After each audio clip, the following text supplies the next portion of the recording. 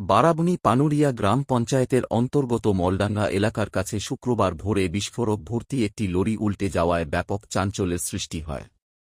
জানা গেছে, লরিটিতে প্রায় ৯ টনের মতো লিকুইড বারুদ ও বিস্ফোরক সামগ্রী ছিল। গাড়িটি বীরভূম জেলা থেকে ঝাড়খণ্ডের উদ্দেশ্যে যাচ্ছিল।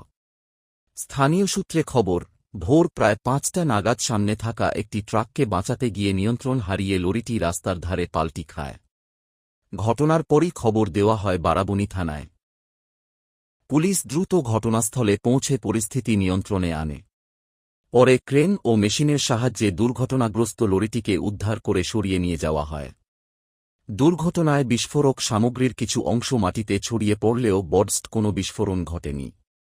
তবে আশেপাশের এলাকায় আতঙ্ক ছড়িয়ে পড়ে। এই ঘটনায় লরির চালক ও খালাসি অক্ষত রয়েছেন বলে জানা গেছে। পুলিশ পুরো ঘটনার তদন্ত শুরু করেছে।